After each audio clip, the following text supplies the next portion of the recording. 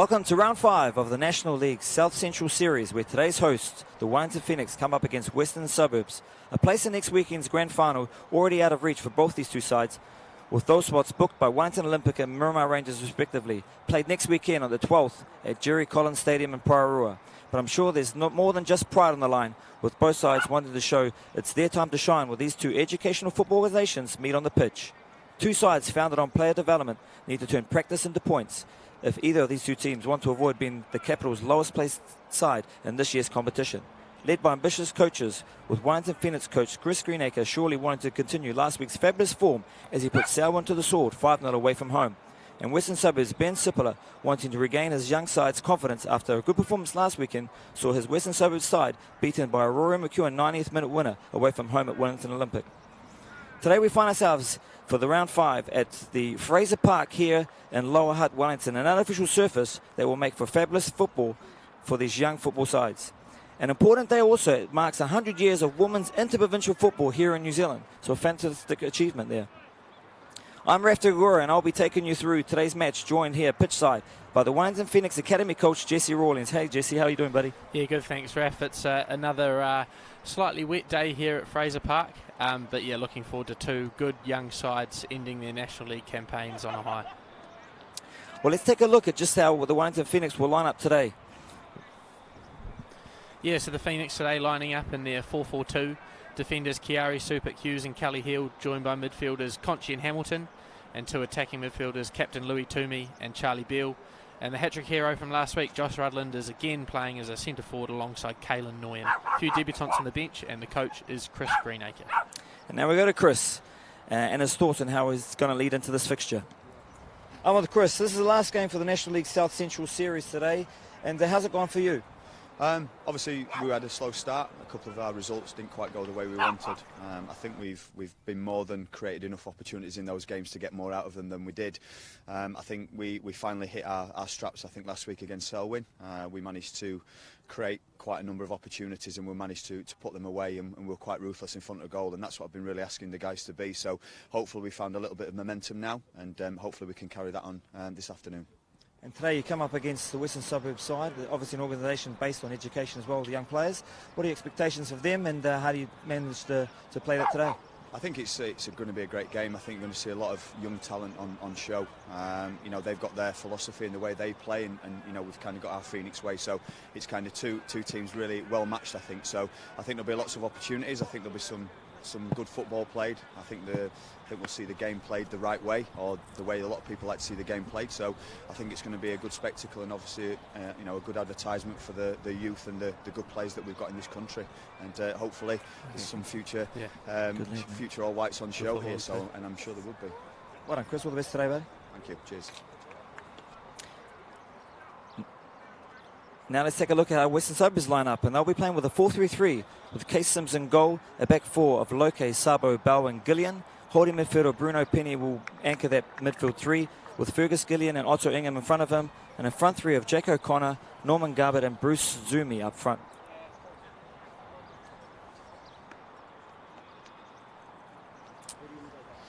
Awesome. Ben, obviously the last game of the National League season today for Western Suburbs. Talk us through your inaugural season as a club in the National League and how it's all gone.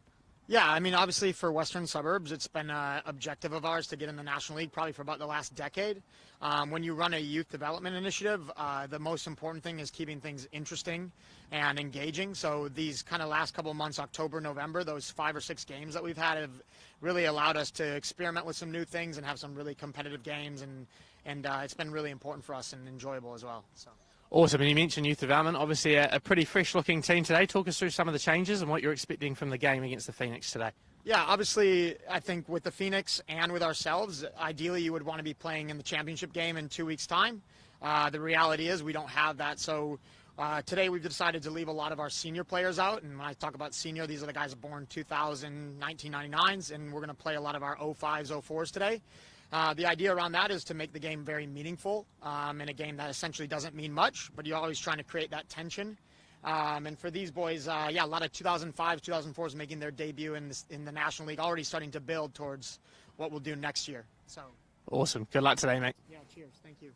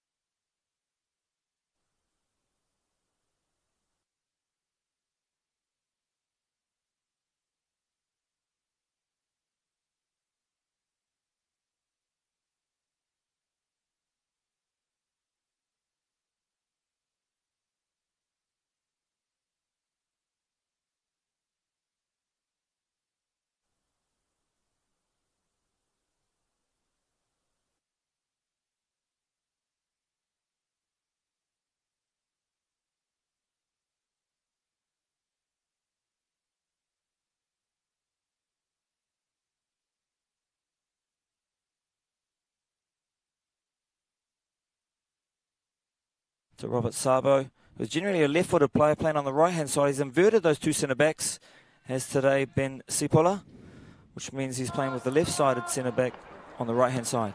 Yeah, Robbie Sabo spent a lot of the year playing as a left-back for Western Suburbs, and their two centre-halves, Mikey Faber and Ben Shaw, both unavailable for today's game. So, yeah, new look pairing of Sabo and also Adam Bell coming into the side too. A number of debutants in this Western Suburbs team today coming out of their Capital Premier side from the winter. That's quite good. Ben Sipola was giving youth an opportunity here, last game of the series. And though they cannot make the final, because obviously those spots, as we spoke about, are already taken by Wellington Olympic and Miramar Rangers, there is some pride at stake here. Yeah, for sure. I think, in terms of both of these teams, I think you mentioned before, youth development is kind of at the forefront of what they do. And even then, for Western Suburbs with a young team to have made the top four in the winter and come into this National League, on the back of performances, and the Phoenix obviously playing as Lower Hutt in the winter, coming third. So two young teams, but also teams that have put in good performances on the pitch, and the players are getting better, and that's all you can ask for. But on saying that, I don't think you can doubt the quality of Miramar and Wellington Olympic being in the final next Sunday. No, that's right. I think they stamped the authority on this league very, very early on. And we can see both sides obviously sitting back. Keith Sims having a lot of position, the goalkeeper for Western Suburbs, and the Wellington Phoenix happy to give possession away at this stage and trying to edge them to come forward slowly. Yeah, I think the Phoenix just showing a couple of good patient lines there. Two number 9s, Nguyen and Rutland, will be trying to stop the supply that goes through Bruno Penny, which will, that'll get Western Suburbs going forward, finding their number 6 or number 14, but playing as a holding midfielder in this shape. So just trying to deny, and as you'll see, Western Suburbs very patient in possession of the ball, happy to play through the goalkeeper, Case Sims. Expect them to try and break the line at some point, you'd think. Offering a case of patience for both the side without the ball and the side with it, as we go a bit more direct here by Sims. He looks to find, I think it's Jack O'Connor, possibly, or Loki overlapping there on the right-hand side. Yeah, very capable goalkeeper with his feet, Case Sims. Spent last season's National League campaign playing for the Wellington Phoenix reserves. Played one game as a deputy to Alex Paulson, as the Phoenix look to attack here through Rutland. Norman Garber tidies up there for the Western Suburbs side. Yeah, expect this is going to be a little bit of a pattern of the game, at least in the first 15 or 20 minutes. Western Suburbs happy to keep the ball in this defensive area, and Phoenix happy to just let them have it. Nguyen now looking to step onto Sabo, and he sees the opportunity to press, and you see the very left-footedness of Robbie Sabo there. And finally, here they are breaking a line. Western Suburbs, ball goes wide out to Norman Garbutt. Good challenge by Adam Supik.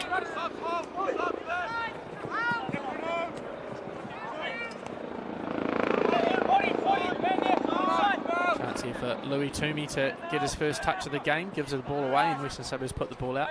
Louis Toomey coming off a double last week against Selwyn, so he's in good goal-scoring form. Yeah. Coach Greniac spoke about the 5-0 drumming there of Selwyn, and obviously they found their form and their straps. And so the big difference in football, when obviously you take your chances and everything seems to be going your way. But Louis Toomey, captain, he's an important player for this Phoenix side. Yeah, for sure, and he just kind of adds that little bit of experience and knowledge as the skipper, but also as the most experienced player. And yeah, the game against Selwyn last week, almost a very similar situation to what you've seen here in the opening 5 minutes. Selwyn happy to keep the ball in these sorts of areas of the pitch, but I think the Phoenix, when their biggest threat is when they turn the ball over, is the speed that they can counter-attack at, which is always fun to watch. So yeah, Western Suburbs happy to keep the ball, but if they do give it away in the midfield, expect a quick counter-attack, as we see here. And just as you mentioned that there, Jesse, we've got a counter-attack. We just picked the ball up right. Good press there in midfield as they turned that over, but couldn't make a genuine chance at goal. Yeah, excellent turnover from Henry Hamilton here as Otto Ingham takes off down the right, gives the ball away. Again, another one of his players, Otto Ingham, who's played a lot of football this year for such a young player. 8 goals for him in the Central League, playing more as a number 8 today in their 4-3-3 system. Hamilton playing the ball over top here for Rutland, whose turn of pace and strength is one of his biggest attributes. And with 3 goals last week, he'd find himself in good form and must be confident leading to this one. Yeah, for sure. Top scorer in the Capital Premier League this year as well for both Lower Hutt and also North Wellington, who he started the season for. So, yeah, excellent goal scoring pedigree, Josh Rutland, when he's past his injuries. And here is Ingham just dropping a little bit deeper than you'd usually find him for a man who scored 8 goals in the Central League, although it is interesting to note today, Ref, that none of these Western Suburbs players have scored yet in the South Central Series, so goals will have to come from somewhere new today. Yeah, that's right. Obviously, Ben Sipler giving all the young boys their debutants today. But obviously, they seem very comfortable on the ball, and opportunities will rise in 90 minutes for sure. So we'll see who's going to be prepared to step up. Yeah, it'll be interesting. Missing the focal point of their attack in Ehire Delaney, who's scored a goal, well, 1 goal this year in the South Central Series, a number of goals in the Central League, and guys like Ollie Van Rysel not available, who've also scored this year, and one gut kick scored an amazing goal against Kashmir Technical. So yeah, you're right, have to see who's going to front up today, and 2 goals will get them the golden boot for the team, so maybe that's something to think about too. That for sure. It's a trophy everyone wants to get their hands on. Here we go, and Western Suburbs through Loki on the right hand side there, pulls it back, can't find space for a strike at goal, obviously. Yeah, Schwinn Loki playing as a right back today. He's another one who's come through their Capital Premier League side and making his first start in the South Central Series today.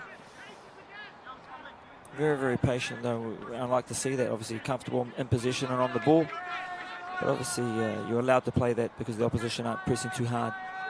Yeah, for sure. Probably a little bit easier at the moment for Western Suburbs in terms of, like you mentioned, that pressure on the ball. Sims manages to find his winger somehow.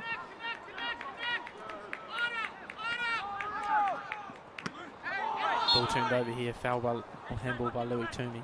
But yeah, just watch the rotations as well from Western Suburbs, the way that their fullbacks, their number 8s and their wingers will just rotate, and you'll find moments like this where Loki's on the ball, winger out wide and the number 8 inside, and then just expect them to rotate a little bit in that triangle as well, and see if that can confuse the Phoenix defensive lines at all.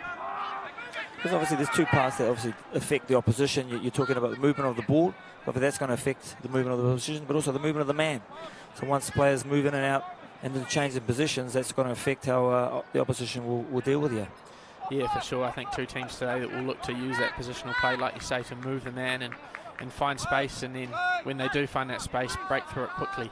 And that's not space that the Phoenix have given Western Suburbs yet, and so they've had to maintain their patience in these opening 9 minutes. Young Norman Garbett, the younger brother of Matthew Garbett, they're currently in the national setup. He's obviously finding a bit of space out wide. We generally seem to see him in the central area, but he's looking for some opportunities to get on the ball in wider areas where the Wellington Phoenix have left a bit more space. Yeah, and here's an opportunity here again, like you mentioned, in those areas for Otto Ingham, finding his overlapping fullback this time. Ball across is deep, a little too deep from the left-hand side. Liam Gillian, it was, I believe, who delivered the ball. So yeah, Liam Gillian playing as the left back, and then Bal Sabo and Schwinn Loki as the rest of the back fours.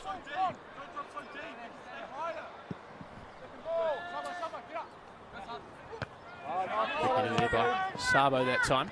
Comes back to Nguyen. It's good to see Case Sims so positive coming off his line. Obviously his starting position outside this goal box. Looks like a young man, very comfortable with his feet. It's always good to have that almost a high defensive line as it pushes defenders further forward. Yeah, I think it'll be a feature of both teams today.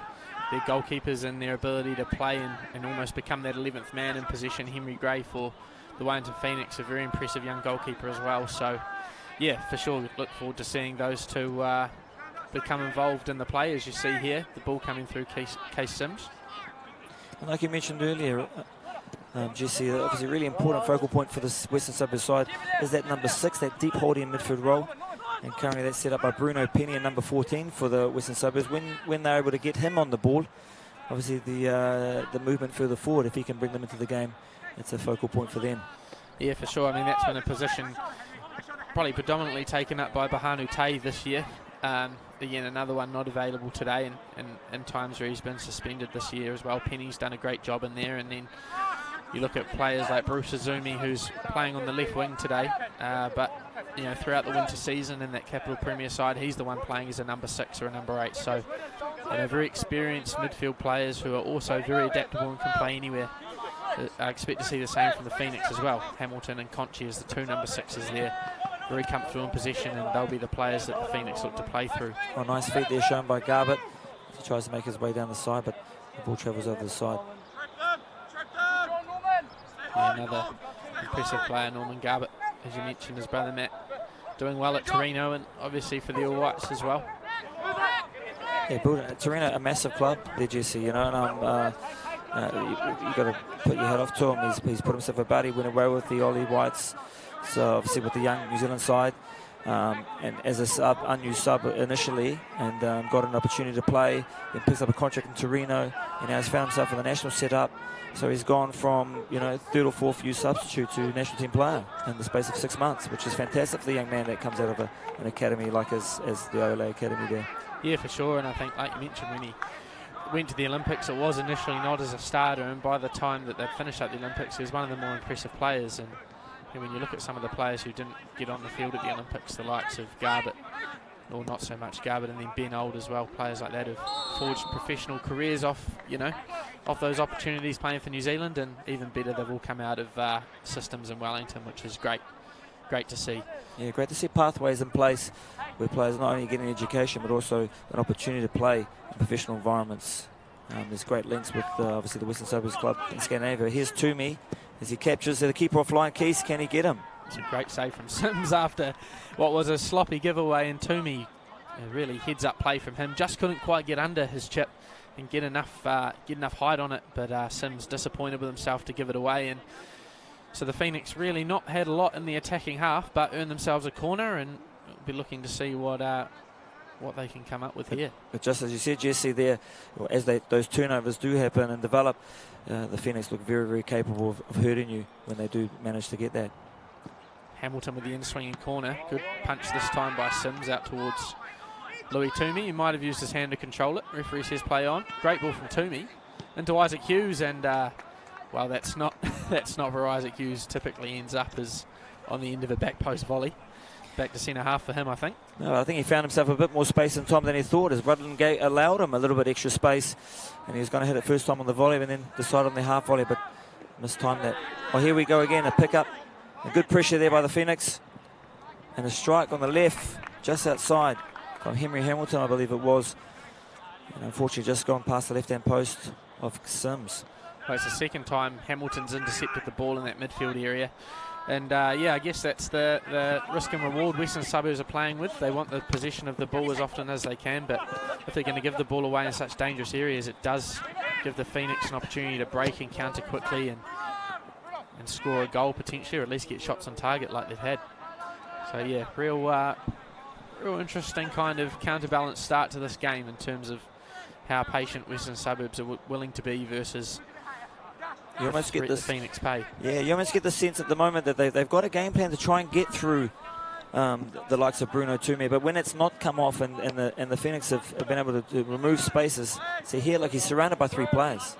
It's very, very difficult to find opportunity. That means there's space elsewhere, and can they find that, Jesse? Yeah, for sure, and I think like when they build out here, you'll see the Phoenix do allow them room, but as soon as they play forward like that, that's where the Phoenix have more numbers and also intent and willingness to win the ball. So, yeah, they're almost saying you can play with it between your centre-backs and with your goalkeeper, but as soon as you come into midfield, we're going to press. And you'll see the opposite here from Western Suburbs, happy to press really high and try and constrain that space and take it away from the Phoenix in their build-up. Yeah, two teams obviously playing slightly different formations, with the Western Suburbs in a 4-3-3 and the Wellington Phoenix with their traditional 4-2-2-2. And it's a similar setup as they do on the first team. And I think that's a great structure. Obviously, you've got the first team playing similar to the second. So if these two players, young players, do develop into the first team setup, they're used or they're accommodated to how the first team would play. Yeah, for sure. And I think Chris Greenacre is a massive part of that as well, having come in this year as the reserves team coach, having been the assistant coach of the first team for nigh on 10 years now. And, you know, his experience, of course, with Ufut Tale in the team means that he can pass that on to these players. And we've seen this year 7 players out of the reserve side have joined the first team, which is a massive number really when you consider it. But how valuable is that, Jesse, when you've got someone as capable as Chris Greenacre, who's been in the first team setup for so long now, working with the youth and obviously funneling players into that first team setup as he sees fit. Yeah, for sure. I think there's definitely no one who knows the level better than Chris Greenacre, both in terms of his playing and coaching experience. And I think, if you're a young player and you have him as your coach and he's telling you exactly what it takes to get to the first team, that can only be positive. And yeah, we've seen last week the likes of Jackson Manuel, Finn Sermon and Oscar Van Haddam, who all started the National League season playing in this reserves team. And with the borders opening up slightly, it's been an awesome opportunity for them to go to Australia and prove their wares to the big dogs, and hoping that they can stay there for a number of years. And that's what it's all about, really, taking those opportunities. At Rutland, he plays it forward and he tries to go long to Norman Garbutt, but a bit too long there. He's got some pace, but not that much. Yeah, and it is interesting to see Sabo playing on that right-hand side of the 2 centre-backs with that predominantly left-footed player, and so those long diagonal passes are going to come from a slightly different angle than you would expect them, for the Phoenix back 4. So, Western Suburbs, for all their intent to keep the ball, they do pose a threat from the long passes as well, and it'll just be up to the Phoenix, the 2 centre-backs, Hughes and Kelly Hill, how well they can deal with that. You mentioned a good point there. I actually really like the inverted centre-backs with their passing arrangement, because what it does is it's not a direct pass forward. It's more of an inside-to-out pass, which is really hard to calculate when you're a defender, because from here, Rutland, he can play that really, really wide. Sabo, sorry, can play that really, really wide, long into the corner. It's a bit hard to defend that, to see that coming. Yeah, I guess as well, like if you're the Phoenix, you can probably predict that the ball's not going to go to the fullback as quickly, so it allows you to press the centre areas of the pitch a little more, as we've seen there with Finn Conchi turning the ball over. You can almost leave the Western Suburbs fullbacks free and try and press their midfielders with perhaps an extra man available to do that, and see if you can turn the ball over that way, knowing they're going to play inside more often than not. But you can see from earlier set, even then, the Western Suburbs side, so you've got Lockie bombing on forward, because Sabo's got so much time on the ball there. He's looking to interchange with Garbutt and so forth to create some space. Yeah, and I think now the Phoenix have sort of noticed that the balls are going to come through the midfield a little more, and you'll see Henry Hamilton tracking Bruno Penny as he drops into space between the centre halves. Hamilton will follow him, a little bit like the role Clayton Lewis plays to the first team. So, yeah, I suppose for Western Suburbs it's about actually trying to open the play and use those wide areas and bypass the Phoenix pressure that is all coming through the middle of the park. There's Sims going long. Again, trying to find Norman Garbutt. Referee Corey has just picked up a little infringement, or a throw inside. Yeah, see here again you can see Sabo always looking to play inside, and so now Louis Toomey could narrow off a little bit and see if he could track number 14 in your picture, Bruno Penny. A little bit narrower, knowing that Sabo is not going to play the ball wide to Schwinlockie as the right back as quickly as perhaps a right-footed centre-back would.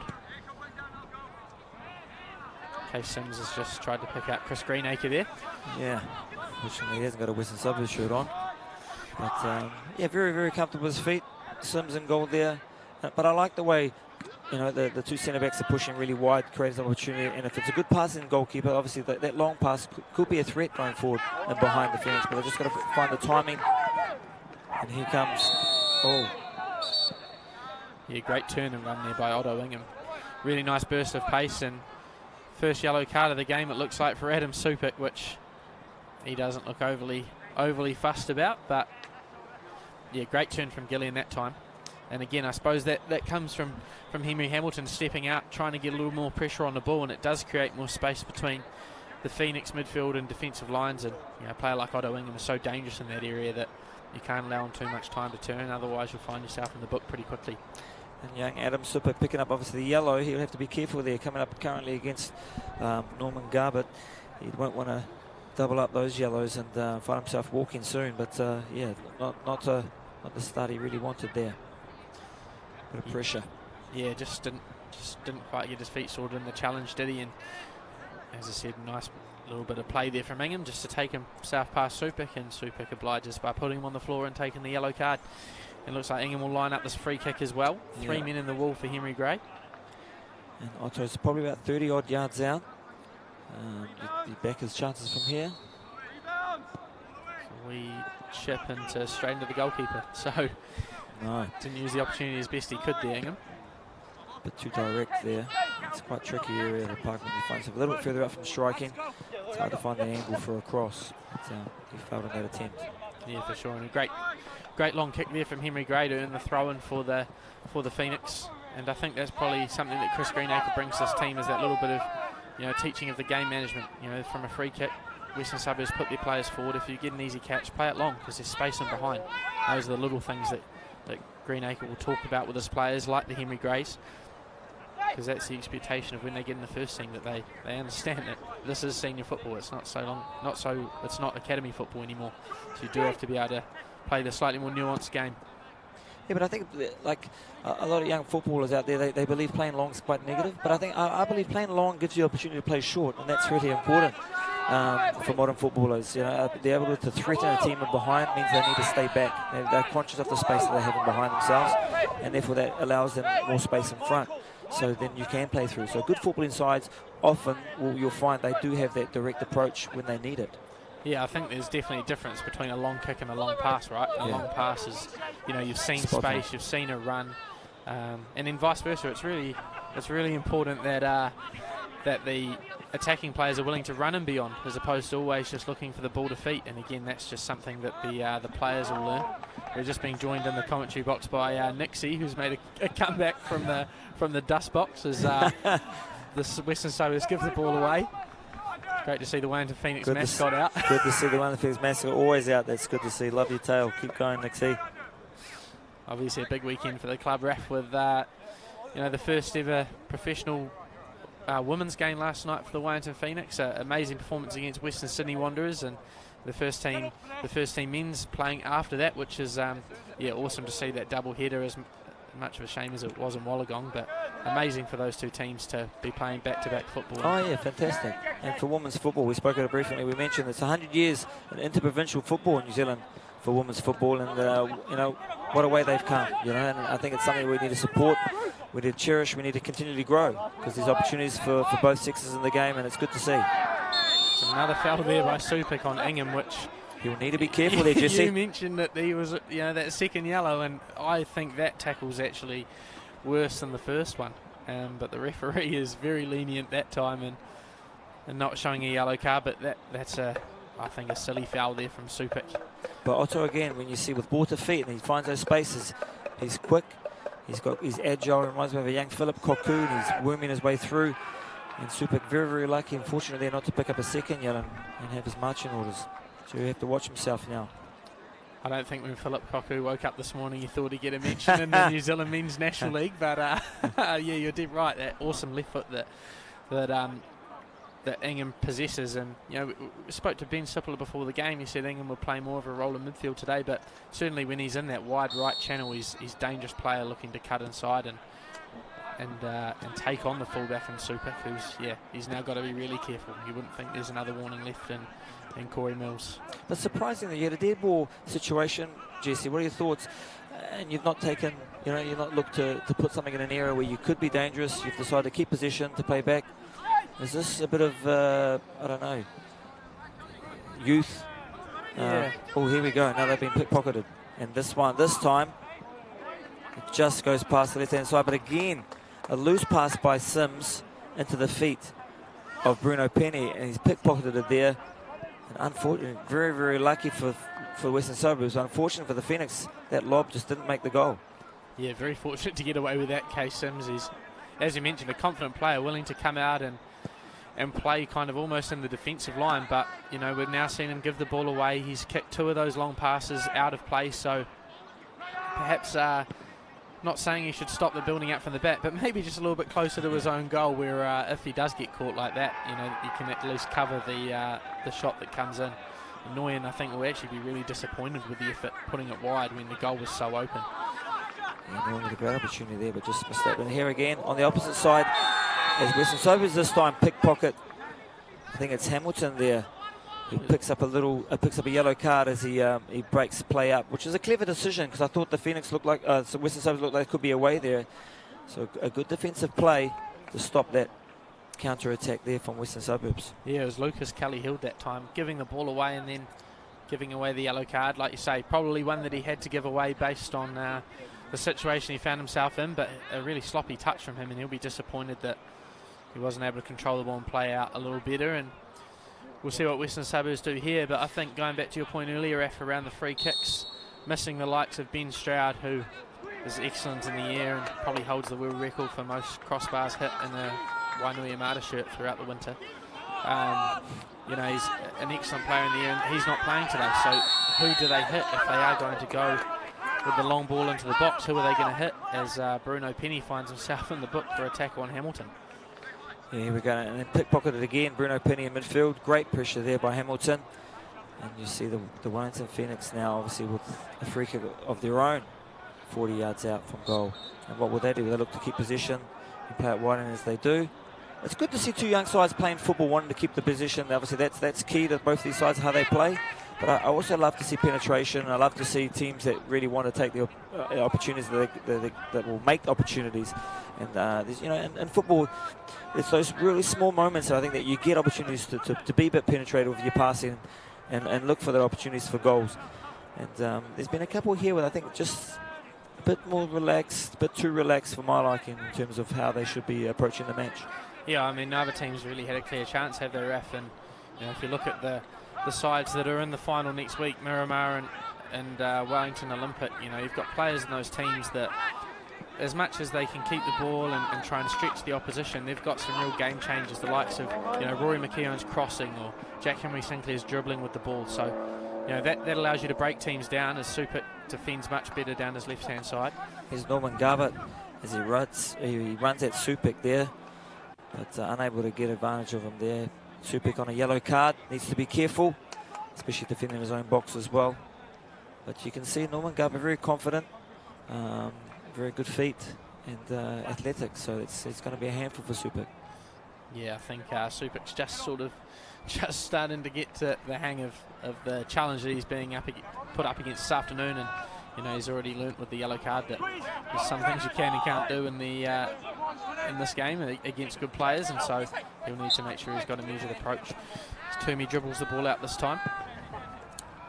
Just approaching the half-hour mark, and I got to be honest, I can't see too much of an advantage for either of those two sides, even though obviously the Phoenix defending really well, great shape, picked their pocket a few times of Bruno in midfield there, but able to create clear chances for either of these two teams. So a ball in from Noy and into the centre towards Rutland. Goes through the back of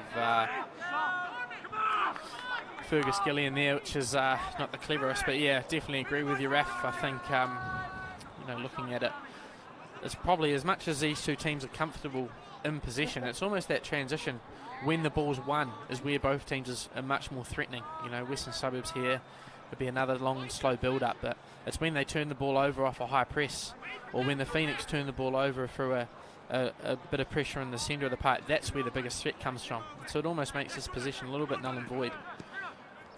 Almost playing attacking football out of position, which we've seen a lot in Europe, to be honest, with national teams at international tournaments lately. But yeah, I think the difference is obviously being clinical in these cases. Obviously, the small chances you do have, it's important to be clinical and try and take those opportunities when they arise. Yeah, I think you saw in the game last night, the men's first team game, you know, two comfortable teams in possession, but the goals come from sort of set plays and a late breakaway with no goalkeeper at home. And in the women's game, the same sort of thing. Two teams very comfortable in possession of the ball. And credit to the Phoenix team in that match with their excellent high press. But again, just not able to convert from sort of long, slow, control possession, which, you know, perhaps suggests maybe that style of football is starting to be countered after dominating the game for so long, that, you know, teams being able to control the ball for long periods and score goals from that. Perhaps maybe the game's changing a little bit in terms of it's actually now, I think, they've turned the ball over. Yeah, you're right, Jess. I think the physicality of players, you know, obviously athletically players develop at different rates. You look at the French national team, the likes of Mbappe. How do you defend against someone like that? You know, he needs space to run into. So often being in position for long periods and denies that kind of space in behind. So often teams would decide to play a bit of a defensive football out of position, to let the opposition have position, almost play themselves into a bit of trouble, and look to take advantage of those spaces that they create when they do have the ball in position. So we can see that in play today here. You can see, obviously, Wellington Phoenix team happy to let the Western Suburbs side have position, try and play themselves out of position, and they let the counter there with Toomey and Rudland and so forth going forward. But it's amazing how the game continually develops. There's a few special players out there that, the tic-tac of football. Hopefully that's always a lovely game to watch, so you want to bring that back at some stage, but you do need a certain type of player to play that, and they're not always available. No, they're definitely not the easiest to find, and yeah, in terms of how to stop Mbappe, I have to say I'm not so sure, but I wouldn't back myself. No. But yeah, no, dead right. It is always nice to watch that position football, but I think you made a great point before. It's about penetrating and getting through the opposition, and so Western Suburbs, as much as we don't have the stats available to us at the moment, is we are seeing a lot of this build-up play here from deep, sort of if you use the rugby lines between the 22 and the 10-metre line, but not a lot of penetration in terms of getting through the next phase and getting players turning and facing forward.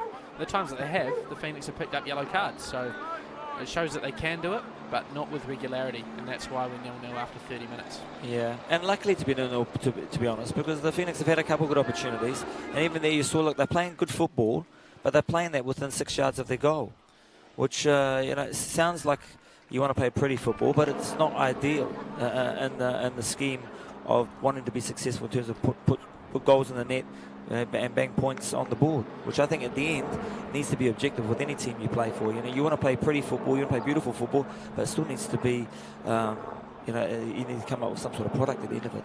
Yeah, and you see there the Phoenix pressing a little higher, so I wonder if that's a message from Chris Greenacre to get the press a little higher up the park and try and turn this Western Suburbs possession into turnovers and goals for the Phoenix, as Toomey delivers and straight into the hands of Case Sims.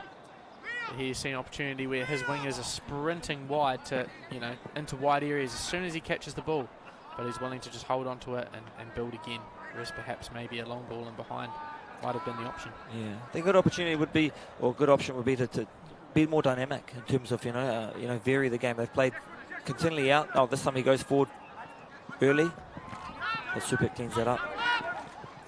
Yeah, I think there's a happy medium between what we're seeing at the moment. Here we go. Hamilton, a nice ball over the top. He's played really well so far, Henry Hamilton, just offside there, Rudland, but a happy medium between what we're seeing from Western Suburbs in terms of long, slow build-up for a certain period of time, and then almost an aimless long ball coming from the goalkeeper. And it's another one that Sims has given away. There's almost there's another step to it, right? Like, can Sims play a longer pass along the ground to his teammates who are higher and try and take Phoenix defenders out of the game, as opposed to playing it over the top and I think over the top, Jesse. Over the top's not over the top to the defender's head. It's over the top and behind the defender. Yeah, for sure. Which gives them a headache, So obviously you encourage teams to put pressure on you, but that long pass needs to be long. I think that's a great pass there from Sims. Yeah. On an angle, takes away 4 or 5 Phoenix defenders of one pass. And this one here again, that's really good, just taking away the number 9s and allowing you to play through. A good little passage of play here by Western Suburbs. They managed to find feet numerous times and work way forward. And a little foul there by either Garbutt or Angham. Yeah, as I said before, I think this is where the difference between these teams and then the Miramars and the Olympics is that constant ability to be able to pass forward and break lines. You look at that Miramar midfield, the likes of Ollie White, Hugo Del Homo with an amazing goal last week. Like, they're game-changing players. But they're brave too, because they're making decisions that often with the ball that can be seen, if it doesn't come off, can be seen as negative. You're giving the ball away, you're a sloppy player. But the Jordans of football, they're the ones taking the hard decisions. They're the ones that in the end are happy to be the failure or the successor. And I think those players you mentioned are players that the Jack Sinclairs. They're the ones that are happy to run at players in big moments in games and be the difference. And hopefully we'll have one of those today. Yeah, here's an opportunity for the Phoenix on the break. Louis Toomey driving into the box, ball wide to Rudland, and cleared away the left foot of Sabo, only as far as Charlie Beale. And here's Henry Hamilton. Well, you look at Toomey and Rudland last week with 3 and 2 goals between them. That form coming in today, they'd love to bang in a couple more goals. Yeah, for sure. I mean, obviously, Oscar Van Hatten had such a hot start to the season for the reserves team here at the Phoenix, and on the bench for the first team last night, which just goes to show it. You're only a few goals away from being involved in the professional team. And not just goals, just performances, I think, in total. I think people don't get carried away with goals. It's important to be the one getting those goals, but you're not necessarily everyone's a goal scorer. But if, as long as you get your performance right week in, week out, the opportunity is just beyond those performances. You just got to make sure you keep them in. Yeah, I think it's a real credit to the Wellington Phoenix in a way that that pathway is really clear and really open. And not just the Wellington Phoenix. There was a few years ago where the likes of Callum McCowett coming out of Ole and Eastern Suburbs he was playing for then. A couple of good performances in the National League, and he's in the Phoenix side. So they had some good performances with the Phoenix, and obviously an opportunity arose for him, I believe, in Denmark or with Scandinavia. FC Helsingborg now. So they're playing in the second division over there. So him and Elijah Justin, Nando Pinecker as well. So 3 guys coming out of the Ole system. In the case of McCowett being able to play in the first team at the Phoenix, it's, as you say, you're only a couple of performances away from professional football at this level, which is great for these young teams. And there's Toomey, he links up with Supik there. Hamilton, Toomey and Supik all linking up. Great play to get some space for a cross, and Supik delivers. But Sabo at the near post gets that away. So Isaac Hughes making a wee foray forward from centre half. Ball in towards Supik. Kalen Nguyen with an opportunity, and he scores the goal. And we have the first goal of the game. It's a great header back across goal by Supik, as Nugent there obviously finds some space, put on his left foot and banks it between the legs of Raba, I believe it was, into the bottom left-hand corner of Sim's goal. And the Wellington Phoenix take a 1-0 lead here at Fraser Park in Wellington on a misty but not rainy afternoon. Probably maybe a deserved lead, Jesse. Yeah, I mean, that's a ball in the box, right? Like we talked about before, put the ball in dangerous areas, and don't just be content with keeping the ball for long periods. And the Phoenix have shown, that's their centre half overlapping on the right-hand side, crossing it to their left back, who then plays it into their centre forward to finish. So maybe that's not how Chris Greenacre drew the first goal up on the whiteboard before the game, but that just goes to show its intent and its willingness to go forward, and that's what the Phoenix have shown. Yeah, I think the key there was they weren't just trying to create space, but they were utilising the space they created. So you got forward, you created space across, you delivered to an area that there could be danger, and a goal prevails from that. For sure, and then you see Joe Chiari charging forward on the right-hand side, so looking to get the fullbacks more involved higher up the pitch. Toomey giving away a foul there. It's another impressive tackle from Otto Ingham playing in his midfield role, but yeah, Otto is working hard, drops back in there, picks the ball up from Toomey, and Toomey obviously manhandles him to give away a foul. But will this be just the I don't know, the turning point for maybe Western Suburbs to become a bit more penetrated, a bit more direct, a bit more oomph, less happy to sit back and have just possession? Yeah, looking at at the team sheet and the names on the team sheet, we've seen the likes of Kay Sims with his build-up play, and we've talked about Bruno Penny and Otto Ingham as well. But I look at the other names, the Norman Garbetts, Fergus Gillian, Liam Gillian. They're not names that we've said very often so far. Bruce Azumi as well. So it's about those guys who are good footballers stamping their authority on this game. Yeah, great young footballers out there. Young Jack O'Connor, you boys who want to get on the areas now on the ball. They just want to get more on the ball. There's a great opportunity for them playing at this level now to really stack their mark and their claim at this level. And I think a lot of young players maybe get overwhelmed by an opportunity, but it's important to realise that nothing can go wrong, because even if it doesn't work out in your favour on the day, you'll get another opportunity. As long as you continue that work ethic, these opportunities will keep coming. Yeah, it's almost oddly cagey, isn't it, this game, really? Like you mentioned before, there's not really a lot on the line. Neither team can make the final. The only thing really is if the Phoenix win, they'll overtake Western Suburbs on the table, but, that's not something they'll be overly focused on. So you expect to see sort of two teams really looking to go gung-ho and make it a bit of a spectacle, but instead we've seen, patient possession, a deep block from the Phoenix, and opportunities coming on breaks like this. So yeah, perhaps not what we expected before the game, as Rudland does well to earn a throw-in. Good defending by Adam Bell that time. But again, all the opportunities we've seen are from turnovers there. Adam Bell, a bit of a lacklustre pass into midfield, and Rudland does well to pick that up and working behind. And now they've got a throw-in on the right-hand side there. And Charlie Bill takes that. Yeah, nice run there by Conchi, well defended. An opportunity for Western Suburbs to build out from way back on their own byline before deciding to clear probably quite wisely.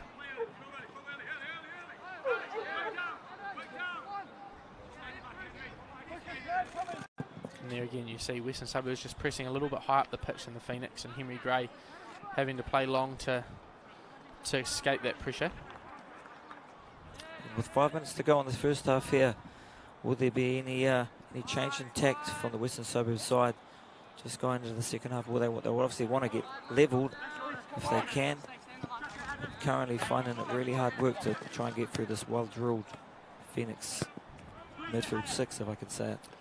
Yeah, I think it'll be a challenge for Ben Sipler at half-time to work through with his players. How do we break this down? And not just how do we break it down, but how do we make sure we're not giving away those sloppy mistakes or little passes that the Phoenix are able to jump all over and win. And when that happens, as we see here, Western Suburbs won't want these moments to be contests in the middle of the pitch. They'll want it to be good, clean possession, because as soon as it becomes a contest and the Phoenix turn the ball over like they have now, that's where they're most dangerous. So I suppose that's a challenge for Sipler and his troops at half-time.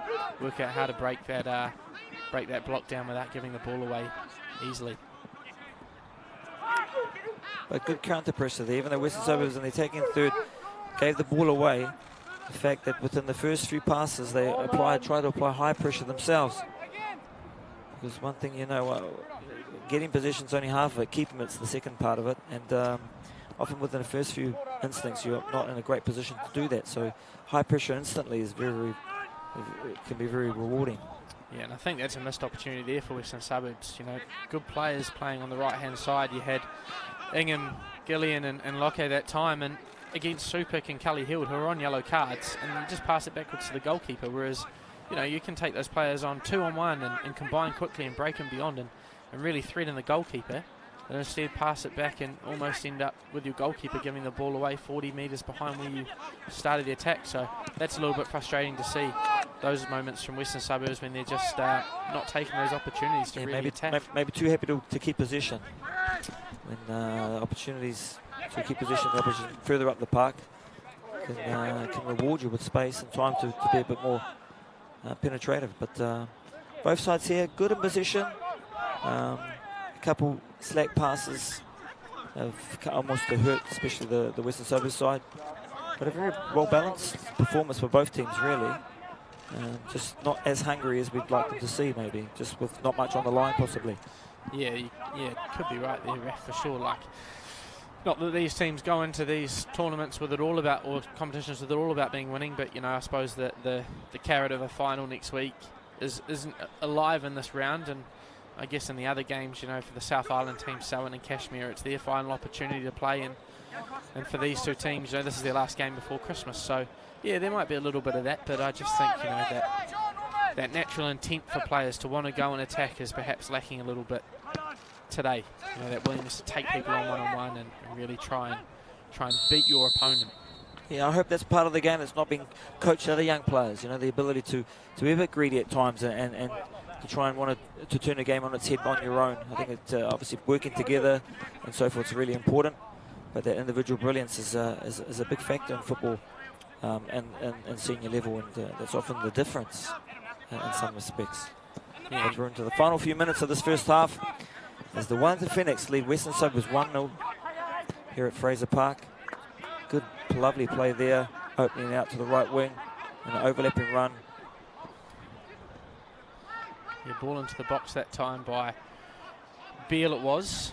Now looking to press, and they win the ball high. Here's Chiari fouled on the edge of the box. So maybe one last opportunity for the Phoenix to put in a dangerous delivery before half-time and keep an eye on Lucas Kelly-Heald, all 6'5" of him, running in at the back post. Big lad for 16 years old. Yeah, 6'5". There's one thing I'll never be 6 foot, but I would love to have been. But his brother on the bench as well, twin brother. Can't tell them apart. Two 6'5" behemoths. There you go. Apparently they're yet to grow as well. That's the rumour I'm hearing. But I mean, it's a great position here. You're just outside the goal box. Toomey on the ball, Hamilton on the ball. Can we find some space? A left-footed Hamilton, maybe near post. Toomey to pick up one of those tall timbers at the far. Hamilton leaves it for Toomey, so we're expecting a cross. But can they go on 2-0 at the half? Which would be a big, big turning point. Toomey looking, and he scores directly from the free kick. What a goal that is from Louis Toomey. Yeah, the confidence from last week possibly leading to that decision. But he sensed that Sims maybe have stepped a bit to the right. And he saw that near post open up. Obviously scaring away Hamilton there, saying that's mine. Hands up indicates possibly a cross. And Toomey hammers this, absolutely. Just over the wall, just into the near post. Not much movement from Sims, and that's a great goal for 2-0 at the half. Yeah, I think that's intentional. He's seen Sims kind of setting up for the cross, really, wasn't he? And, you know, left that space available and then just smashed it into the inside of the bar. And that's a great goal to go in at half-time. Talk about individual brilliance. Yeah, exactly. And so the Wellington Phoenix at the half, a 2-0 to the good over the Western Suburbs here at Fraser Park in Wellington. With some weather's maintained dry. We've not had much rain. It's been a bit of a cagey affair, but 2-0 for the Wellington Phoenix over Western Suburbs. And your thoughts there quickly, Jess? Yeah, I think probably the Phoenix a deserved lead at half-time, and yeah, big opportunity here for Ben Sapula to get his team in and decide, look, how are we going to break this down? How are we going to be more attacking? How are we going to get good players on the ball in good positions? So yeah, look forward to seeing what changes they make leading into the second half of this one. Well, hopefully we'll see maybe the league table and the effect that this result will have. Obviously, these two teams we spoke about, that they cannot progress to the final next weekend because that's already those spots taken by Wellington Olympic and Miramar Rangers.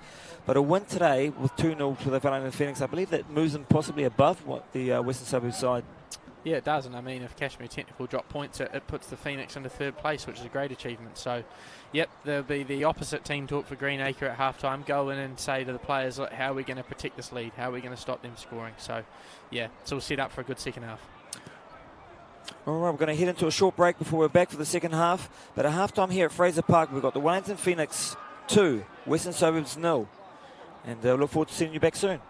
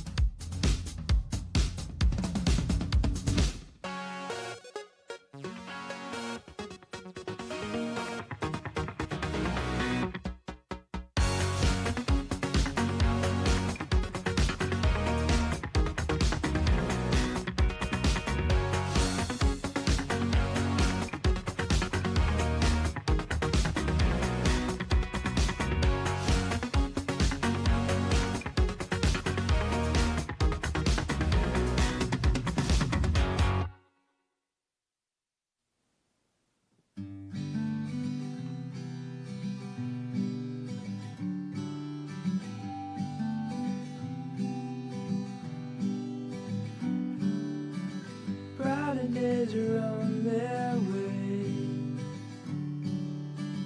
Forever's how long they'll stay. Brighter days are on their way.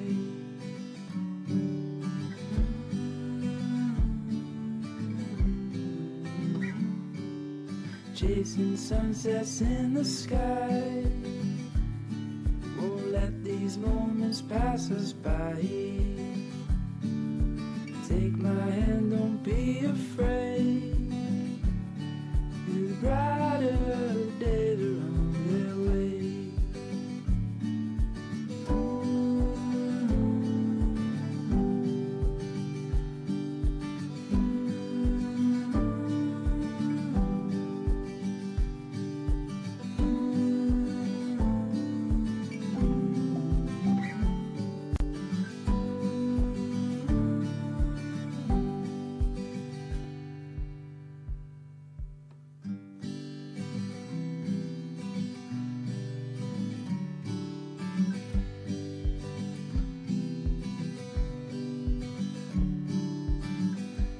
Days are on their way.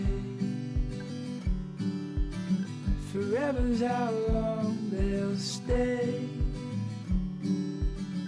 Brighter days are on their way.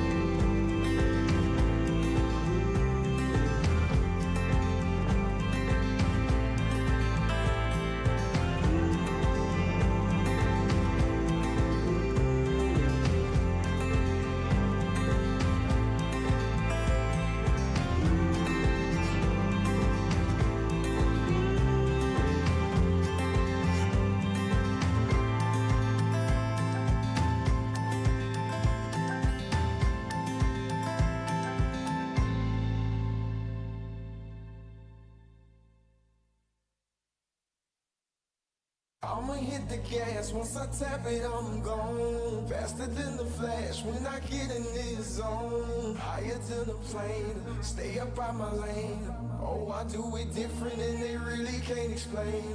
Let me elevate, let me elevate you. Let me elevate, let me elevate you. Let me elevate, let me elevate you. Let me elevate, let me elevate you.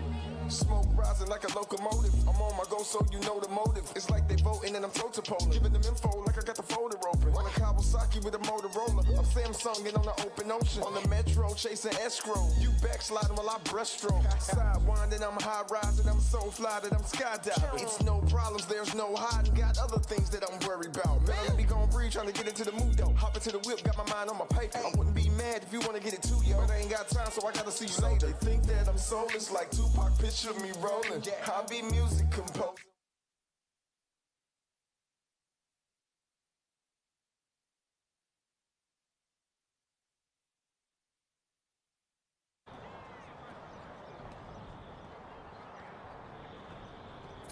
We're back here at Fraser Park with round 5 between the Wellington Phoenix and Western Suburbs.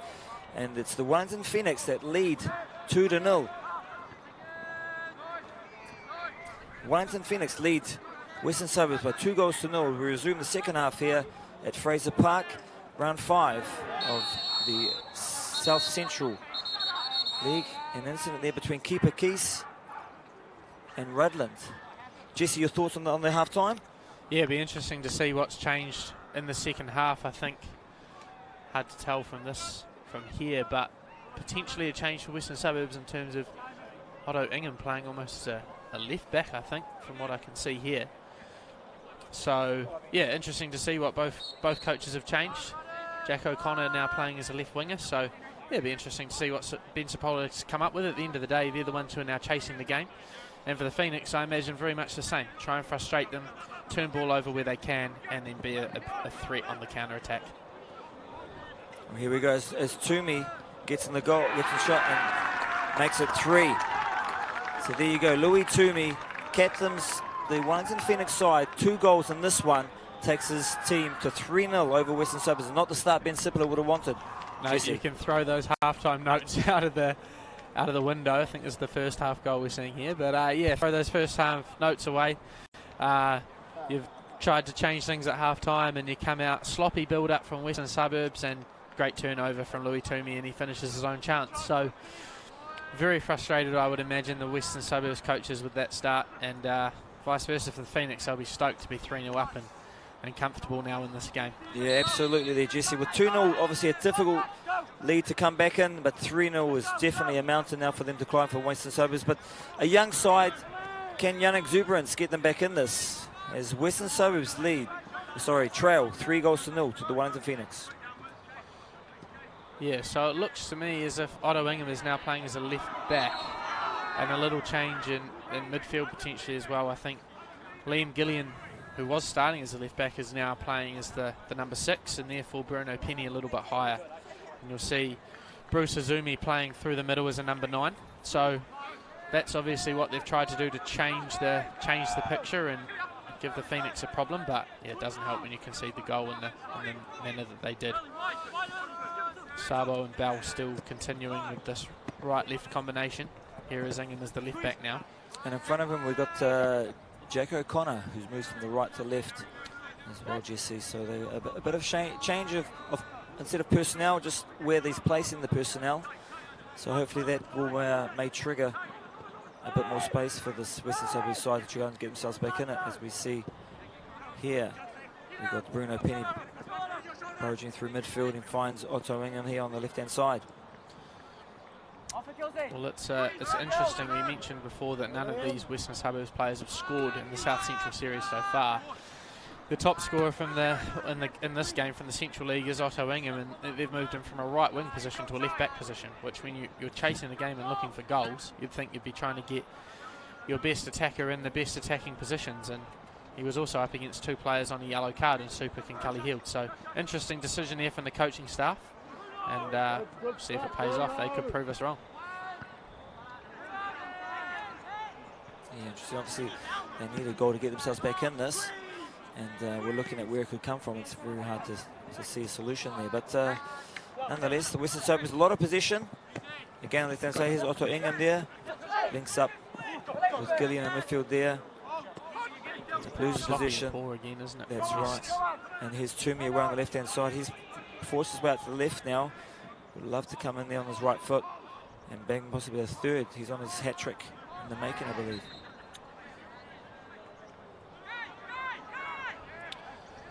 Yeah, another sloppy turnover there, and just the Phoenix showing their speed on the counter-attack, which if you can't slow that counter-attack down, it's a real juggernaut that can lead to goals. So Western Suburbs, again, message is the same as it was in the first half. Don't give the ball away in sloppy areas in midfield and try and break through the Phoenix. All we've seen so far, again, just sloppy giveaways, poor turnovers, allowing the Phoenix to break forward with speed. You see there, and the number 6 for the Wellington Phoenix, Finn Conkey, obviously a pivotal role there, and you see him early in the second half on the ball quite a bit, moves the ball quickly, rotates the ball, gets the Phoenix team moving quite well going forward, and a strong, solid build as well. I believe defensively very strong. Yeah, him and Henry Hamilton, Finn Conkey and Henry Hamilton, two very similar players. Tidy in position, always looking to play forward, which is a bonus, but out of position is really their bread and butter, trying to turn the ball over, as high up the pitch as they can, very much in the mould of a Cam Devlin, if you like.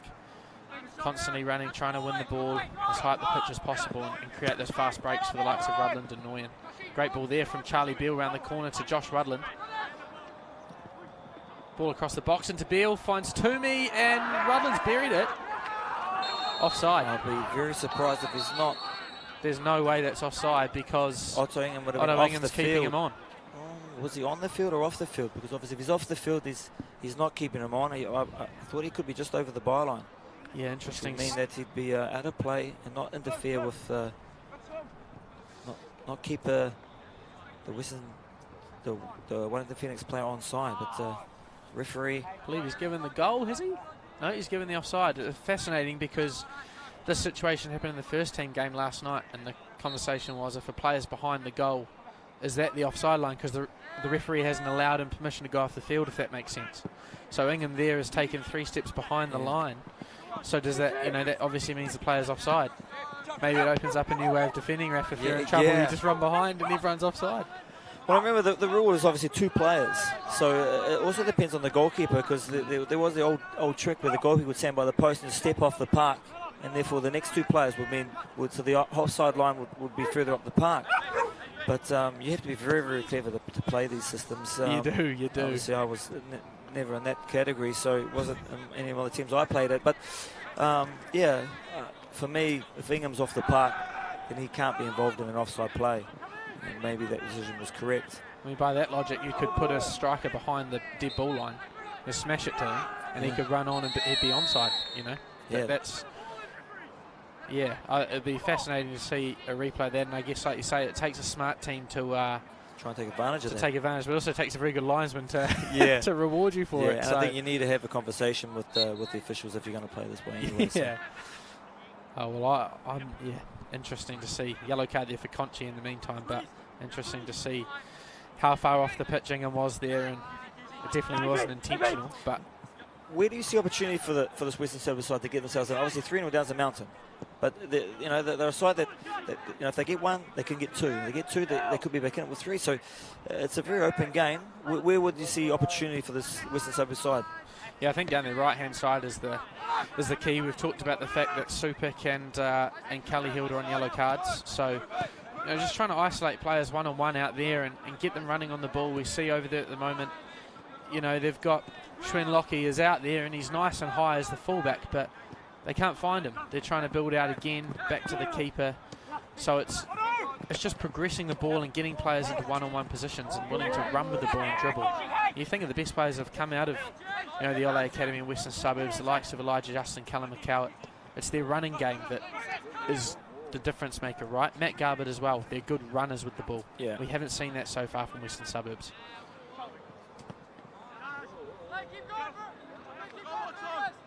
Little position play there from Western Suburbs to work themselves up the park, and I thought they played quite well there. And I think it's just they get to a point where they need to make decisions. If you get given the opportunity to deliver to an area, regardless of whether your attacker is there, you should still do the right thing. You should still deliver, because that means that you're forcing the opposition to be in the right position, which is defend. Yeah, and we've seen that from the Phoenix in the first half. The delivery at the back post, and it's not necessarily winning the first and second ball and scoring great headed goals or what have you, but it's balls falling into the box and taking a chance. And at the end of the day, you've got to put the ball in the area where a defender might make a mistake or your attacker might just win something. Western Suburbs haven't shown that so far. Well, if you're just joining us here live at Fraser Park in Wellington, we have 10 minutes into the second half, and we find the Wellington Phoenix up 3-0 over Western Suburbs. In a game that I feel is still got goals in it. Oh, here we go, and he's put it past his goalkeeper. Bad decision there. I believe it was Adam Bell, but not in it, but with his head past Sims, who comes out. And this is the goal prior. This is the first goal that we're seeing now in the second half, where Louis Toomey picked up a loose pass, pounced on it, and took advantage, didn't he, Jay? Yeah, well, you just said there's goals in this game, and this is a howler from Adam Bell, the centre-back.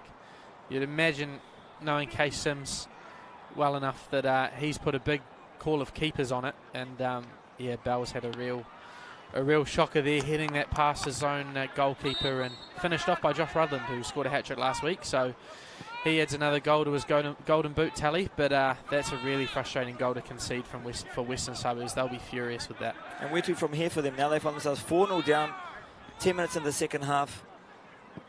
What could the end result be? Well, I think it'd just be nice to see a change from the status quo that they're playing. You see again, sloppy possession in midfield, really poor giveaway from Fergus Gillian, and that's a consistent thing that's happening throughout the game. And I'd like to see West, and it's not just the coaching stuff, but the players adapt to the situation. You realise that the Phoenix are pressing really well in midfield, so how do we get around that or get through that? At the end of the day, now we're just seeing the same thing. Try and play through, pass backwards, back to the keeper, smash it forward. So yeah, I think obviously the game and the result are probably now out of it, but this is a young Phoenix team. They're still there for the taking if you can change something. But yeah, that comes down to the playing group and the coaching staff, and whether they're willing to do that, I guess. Yeah, maybe a little bit of lack of experience in terms of being able to slow the damage. You just conceded one a few minutes ago. Now you're down 4-0. That's a really tough ask. But and they've got to stop it from getting to 5. And, that's really important now. Stop the damage, and then find a way to get yourself back in this game, even for pride for these young players. Yeah, I mean, in that respect, like, the Phoenix still obviously going to pose a goal threat, and they have throughout the whole game. And whether this game should be 4-0 or not, I guess you wouldn't say the Phoenix have scored any pretty goals, right? They haven't scored any sort of... I thought the free kick was nice. Apart from an excellent free kick. So no open play kind of pretty goals, but they've scored 4 of them. So, whereas I can't remember Western Suburbs really testing the goalkeeper, Henry Gray. So, you'd say they played the nicest football to look at, but potentially that's that next step. It's the breaking pass or the excellent cross. And I alluded to it before. The 2 teams in the final next week, they play good football too, but they've got those game breakers. Yeah, and important. You want to be a championship team, you've got to have championship players, and that's the game. I'm not saying these 2 teams don't have them, but maybe not in as abundance as Miramar Rangers and Wellington Olympic. And just a reminder, next week is the grand final there, and that's where Miramar Rangers and Wellington Olympic, 2 capital teams, will meet at the Jerry Collins Stadium in Porirua on the 12th. So if you've got an evening that's spare, definitely pop along there. Fantastic venue for football, and it'll be a great football feast on show there for sure. 2 teams that fought each other all year round in the domestic league, and will continue that in this national league. Yeah, I was fortunate enough to be at Wakefield Park playing on the number 2 field when Olympic scored against Miramar to win the league, Caelan Gould's goal, and the Olympic fans come tumbling down the hill celebrating, and the Miramar fans making noise. So obviously that game came on a weekday where a lot of people were involved at football, and next weekend you get to see those 2 teams playing in a final. Everyone can turn up. If you're not doing anything on Sunday, I think it'll be a massive occasion, and great to see those. The fans of Miramar and Olympic will get an opportunity to play at an awesome facility, awesome venue. And those two players are two teams of players, trying to take home the that's championship. Right. And even if you're not a fan of either of those two sides, I think good for the game to pop along and see the best players in the capital on display, best players in the central south of New Zealand on display at the Jerry Collins Stadium next weekend, the 12th. Pop along. As we see Finn Conchie to be replaced here. He's on a yellow card, and he's been impressive today, Finn Conchie. He's going to be replaced by a National League debutant in Dan Mackay. He's coming on for his first game of the season. Hasn't played in the Central League, Dan Mackay, so straight from the Capital Premier team into the National League side. And fantastic opportunity for the young man. Obviously coming in at 4-0 up obviously helps. But I think it's good coaching by Greenacre too. Obviously Conky's been good, but he's taken him off, possibly the yellow card as a factor. That's the only way possibly he sees his side maybe losing the handle on this game. But a good opportunity for the young man there, and hopefully Mackay gets in there and shows what he's capable of. Yeah, Finn Conchie is one of those who's not normally pleased to be replaced, but I think, his good friend Dan Mackay getting an opportunity to play 30 minutes for National League, I'm sure Finn Conchie will be stoked that his mate gets an opportunity to do that. So, and watch him from set pieces here as well, number 16. He's a handful in these situations. We've seen quality from Toomey here, and he delivers again into the right area. It deflects into the face, I believe, of Gillian. And he's been seen to by the referee at the moment. The initial header deflected into his eye. And because it's obviously a head injury, calling halt to the play. Yeah, just a bit of precaution being taken. There's a good corner from Toomey. And the rebound falling to Charlie Bell, who just couldn't keep his strike down, slicing underneath the ball, unfortunately for him. But yeah, again, the threat from the Phoenix is not just in open play. It's set pieces and, it's quick breaks and all those things. Good to see a nice corner from Louis Toomey. But when you mention set pieces, Jesse, it's not just about having those tall players, it's about the delivery. And Toomey's got that. When you deliver into the right areas or key areas, it's hard to defend against. Yeah, you see it with the Phoenix first team as well. They're not the biggest team in the league. Two centre-backs who don't quite break 6 foot. And yet, last week they scored from a corner. Last night they had a ball in the goal from a corner, unfortunately ruled out for an offside. But it just goes to show that it's well playing set pieces. And we mentioned the first half, Western Suburbs having free kicks and playing backwards. But it's not necessarily about finding big tall timber in the box. It's about the ball dropping into an area where you might just be able to bury it. So and the other key factor as well, also being brave. You look at the likes internationally, we can mention them, but Sergio Ramos. There was also one thing in Instagram just the other day saying, the difference in Sergio Ramos, he's prepared to put his face where a lot of people aren't prepared to put their feet. So that's the difference, and obviously in big games and big moments where players need to be brave as well as good quality. And when quality is delivered, it's you put yourself in the right position and you get the opportunity. Yeah, I mean, not everyone can be blessed with the size of a Chris Wood, can they? But you can still be an effective presence from set piece, and you see that in the Phoenix first team. You've seen that in the likes of a Shane Smelts, for example. Chris Greenacre would be another one. And they're not the biggest guys, but excellent when the ball is in a dangerous position of finding that little bit of quality to get a finish. Yeah, Gary Hooper. Gary Hooper's another one. He finds space and time in areas of the park that you wouldn't expect him to find. He seems to be. People say, it was a good finish, but he put himself in that area. He put himself somewhere where he's anticipated the ball falling before someone else did. And they're good players. But back at this one, here's Otto Ingham wanting to get his Western Suburbs side on the score sheet if they can, and back into the match. As this game seems to be tailing away slightly with motivation for the Wellington Phoenix to soldier on and maybe put another 5 on the scoreboard as they did last week against Selwyn. We've got a change here for Western Suburbs. Jesse, did you see? Yeah, so Bruce Azumi and Norman Garbutt have gone off, and I'm just looking to see Riley Marlowe Jones has come on, and he looks to be playing through the middle as a number 9. He's wearing the number 9 shirt. I'm just waiting to see who the other substitute is. It's number 2, ref. Yeah, number 2. He's playing in the a false line possibly there by the looks of things. Yeah, Musa Abrabehi's come on. So a couple of changes, and again, 2 debutants at this level. And Norman Garbutt and Bruce Azumi coming off haven't impacted this game at all, really, those two, which is disappointing because they're talented players, but just haven't had the opportunity to really get at the Phoenix back four and cause them trouble. So see if this change from Coach Sapula and his Western Suburbs coaching staff is enough to change the game and try and get them on the score sheet. Again, very, very patient build up by Western Suburbs. But this time a bit more direct as they try and find. But here's the man in question. He's playing in a slight false nine, was just behind the front, 2 or 3.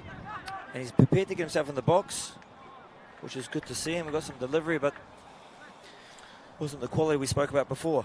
No, Lockie there just putting the ball into the side netting. Yeah, it could be a slight change of system here for Western Suburbs, although we say that, and now it looks like they are defending in the 4-3-3 with Marlo Jones playing through the middle, so he'll try and get on the ball in between Hughes and Kelly Hield and bring his wingers into play. And looks like Abdabir, he's gone out to the right-hand side. Off the 3, that's right, Jesse.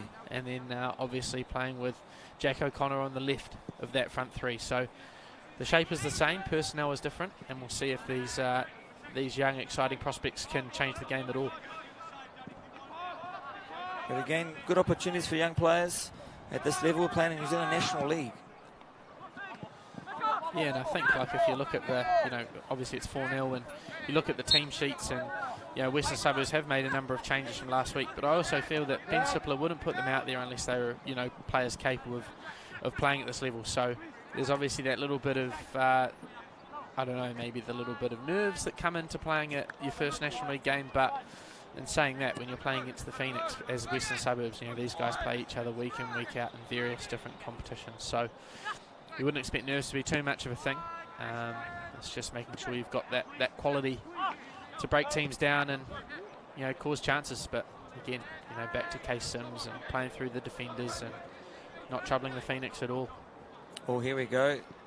Oh, unlucky there for the Wellington Phoenix. They looked like they could have snuck a bit of high pressure and won the ball high again. But breaking that pressure is Western Suburbs as they just turn it over. But just mention, obviously, player development is so important to both these organisations. So Ben Sipler there probably happy to give these guys an opportunity and a run. And, it might not be their best game, but it's their first game. And everyone has to have a first game at some point. And if you have it earlier rather than later, you're obviously going to be better for it. So good opportunity for these young kids. And respect shown to Ben Sipler, who's happy to put them out there. Like he says, they are groomed to play a certain style, a certain way, and they must be good enough to play, they wouldn't be out there. And now it's up to them to show their value. Yeah, and you'd imagine a number of these players being involved next year in the Central League or the Capital Premier League for Western Suburbs and Wainui-Mata. So, that this is an opportunity for them to build as Kalen Nguyen gets a shot away. Great save by Sims, but unfortunately can't get a strong enough hand on it. And Kalen Nguyen has a second of the day. Kalen Nguyen, lovely finish on the left foot there, but all the play there was from Toomey in midfield. That second touch he took, one to control, the second one to put it beyond his midfield player as he skates away from midfield there, and then he plays Nguyen there with a lovely finish, and Rudlin respectfully doesn't tap that one in to get himself a second, obviously. And Nguyen with 2 himself, and then the Phoenix go to 5, back-to-back in weeks, 10 in 2 weeks. Now that's fantastic for Chris Greenacre and his young men. Yeah, really starting to hit their straps, and I think Case Sims will be really disappointed with that, with the save.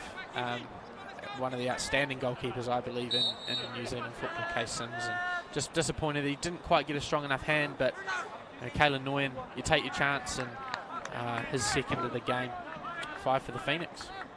Yeah, often they say if you've got a hand, you can make a save. So obviously he's made contact. But like I said, maybe his hand not hard enough there, or stiff enough in the right position. So they're beaten again for 5-0. So if you're joining us here, we're halfway through the second half. We've got Wellington Phoenix 5, Western Suburbs 0 at Fraser Park. Plenty of goals in action down here, but all at one end, really. With the Wellington Phoenix up 5 goals to 0 over Western Suburbs. I'm Rafty Warrior, watching this one live with Jesse Rawlings. Yeah, and he's an academy coach with the Wellington Phoenix, so his background with the club, his information he's been able to disperse with me has been informative and very practical. Enjoying it. Yeah, it's been awesome actually, the Central Southern Series, just seeing these teams play. It is the same teams from the winter obviously, and I love to say the weather's nicer than the Summer League, but it hasn't turned out this year. But you know, obviously everyone was hoping for a full National League, and that's not been the case. But you know, credit to New Zealand football for getting a competition on, and you know, probably more for the teams from the south, the likes of Kashmir, Technical and Selwyn. You know, amazing opportunity for them to play the Central teams, and Selwyn especially. You know, like they were an amazing story to even make it into the league this year. Nearly relegated out of the mainland Premier League last year, snuck into the South Island League this year, and a 91st minute winner away at Nelson Suburbs to make their way into the South Central Series. So some great stories to have come out of this National League, even if it has lacked its the high quality teams from Auckland. And now we see Chris Guionic already throwing his hand out there, or he's 5-0 up, but he's playing obviously youth. And we see 3 changes now for the Wellington Phoenix. And just curious to see if there's going to be a change, not just the personnel, but obviously formation. I believe there won't be, as they're obviously groomed to play this 4-2-2-2. And who better than talk me through the additions here than Jesse Rawlings?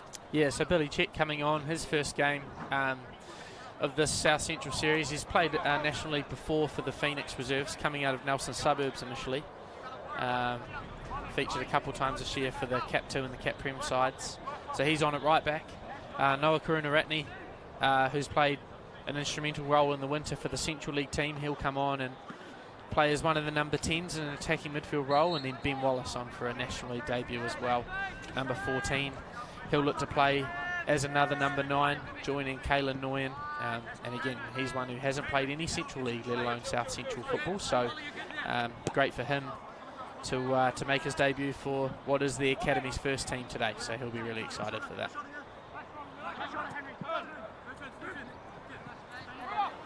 And again, Western Suburbs now, as we see there, Bruno Penny dropping back into the 6 for them, playing the ball forward. Lovely build-up play here. There'll be opportunity there for Marlo Jones, who hasn't really got on the ball since he's entered the field. And turnover now, runaway chance for Louis Toomey. Great tackle. Chased and defended really well there by Bruno Penny, who does so well. So he lost position initially, but then backpedals to pick up position. Fires Ingham, and Western Suburbs go forward. Yeah, great tackle on a yellow card. And looks to me as if Otto Ingham is now playing again back on that right side of midfield. So he's had a wee spell at left back. He's told the coach this isn't for me, and he's gone into that area that we certainly think is his best area, but also the area where West can get some change from the Phoenix. Also interesting, the Phoenix have made all their subs and have kept Supik and Cully Hild on with their yellow cards, so expecting them to stay on the pitch the rest of the game and putting pressure on them, Coach Greenacre, to get through the rest of the game, which is a good lesson for players. On a yellow card early, you need to survive to the 90th minute. Yeah, you need to be able to manage your situation. And often, all great players get yellow cards, because bookings are part of football, and taking the right bookings at the right time is key. But obviously, people make rash decisions and they get booked. But being a defender, being able to manage your situation if you've been cautioned, manage how you approach tackles and your positioning and so forth, and your timing is key. And if these young players to learn that early is very good for them. Yeah, how different the game could have been if that challenge that Supik made after his yellow had resulted in a red card. I would assume it wouldn't be looking at a 5-0 scoreline here. And again, I think since then we haven't seen Supik make a mistake. So same with Callie Hild. They've learned, they've taken the yellow card and they've managed to stay on the field and manage the game. Bruno Penny, another one, yellow card early, makes an excellent challenge there before for Western Suburbs. It's a great challenge that time from Abdabihi, the substitute. Right, for me, I find it strange how Sabo is so happy to have Keith Sims play the long pass other than himself. This is how they play, I guess, at the moment. But yeah, well, you mentioned the first half, the angle he can, playing as a left-footed and right he has got centre back. He's got a long pass. Yeah. Sabo's got a good long pass. It's just not taking the responsibility of the play, leaving it to Keith Sims in goal. Yeah, and again, like Adam Bell, the situation here, he's got passing ability, so he can play forward. This Western Suburbs team is built on excellent passing ability, so this is brilliant here. This little bit of combination play, but it doesn't get them any further up the pitch. I think they're encouraging the press, and then we saw the Phoenix team press. It's about them being prepared then to either play through the press or play over the press. And they're just failing to make the right decision. They're not playing at all over the press, trying to play through it, and it's just probably one tinkered little pass too many, and they're getting caught out. Yeah, they've tried to sort of play over the press that time, but it's not a... It's the pass almost, yeah, it's almost not long enough that time. It needs to be in behind. It needs to hit the ground and turn them around. Yeah, so hard for a player on the move to take that first touch. You know, whereas that there from the Phoenix, a nice flick on, and now look at the pressure it puts on the Western Suburbs team. It's not pretty football by any stretch, but it's effective. Oh, I think it's pretty. I think being effective is pretty. I think it's not. I think you have to give credit. You know, a good long pass for me is attractive because that shows vision, awareness, and intelligence.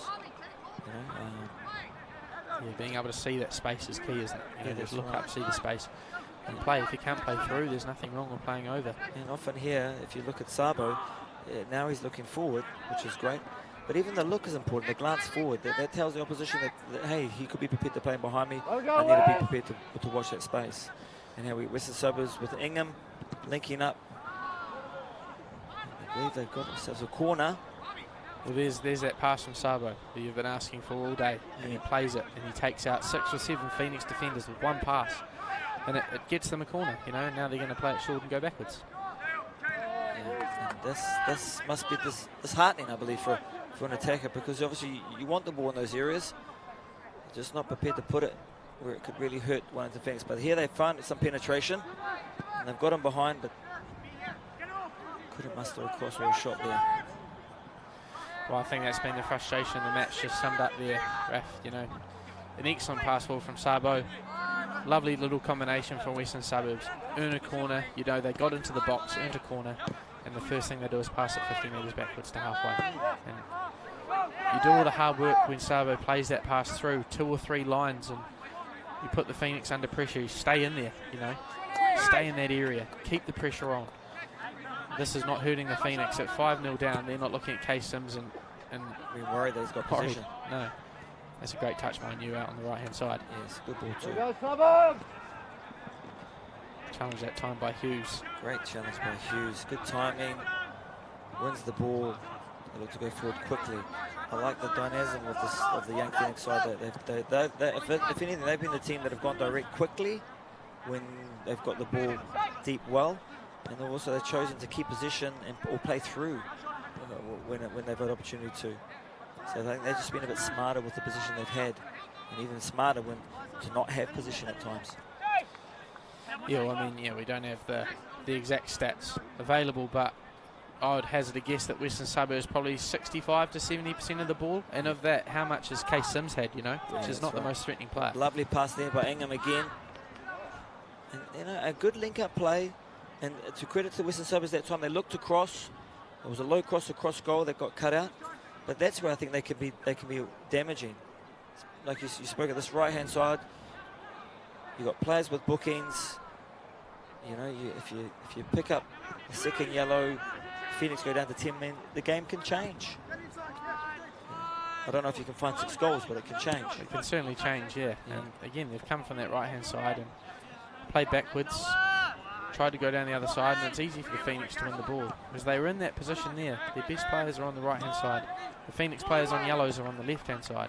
Lovely build-up here play by the Phoenix. Sorry to cut you off there, Jesse, but lovely build-up play. Just good time passing. You know, they're lovely angles too with the players going forward. It wasn't straight lines.